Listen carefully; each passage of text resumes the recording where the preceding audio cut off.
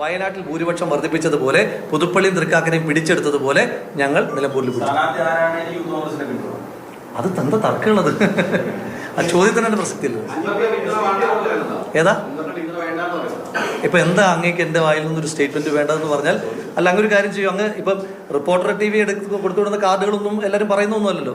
നിങ്ങളൊരു കാർഡ് എന്റെ പ്രസ്താവന എന്ന് പറഞ്ഞ് കൊടുത്തു, പ്രശ്നം തീർന്നില്ലേ?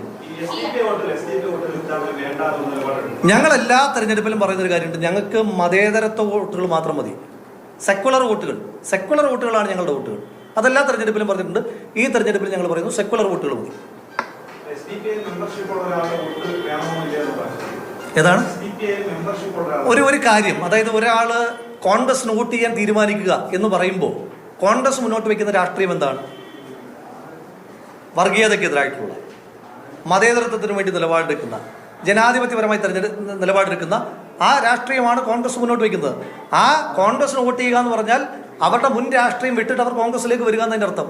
അതിനെ കോൺഗ്രസ് എല്ലാ കാലത്തും സ്വാഗതം ചെയ്തിട്ടുണ്ട്. ഇപ്പോൾ പാലക്കാട് തെരഞ്ഞെടുപ്പിൽ ശ്രീ സന്ദീപ് വാര്യർ RSSന് വേണ്ടിയിട്ട് എന്തെല്ലാം പ്രചരണങ്ങൾ നടത്തിയിട്ടുള്ള ഒരാളാണ്. അദ്ദേഹം അതെല്ലാം തെറ്റാണെന്ന് തിരിച്ചറിഞ്ഞ് അദ്ദേഹം തിരിച്ച് വരികയാണ് ശ്രീ രാഹുൽ ഗാന്ധിയുടെ സ്നേഹത്തിന്റെ കമ്പോളത്തിലേക്ക്. അപ്പോൾ കോൺഗ്രസിന് നിലപാടെടുക്കാൻ പറ്റില്ല.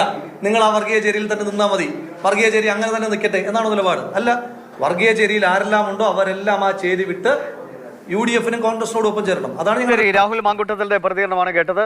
തങ്ങൾക്കൊപ്പം നിൽക്കുന്നവരൊക്കെ മതേതരത്തിന് വേണ്ടി നിൽക്കുന്നവരാണ്. സെക്യുലർ വോട്ടുകൾ മാത്രം മതി കോൺഗ്രസിന് എന്നാണ് രാഹുൽ മാങ്കൂട്ടത്തിന്റെ പക്ഷം.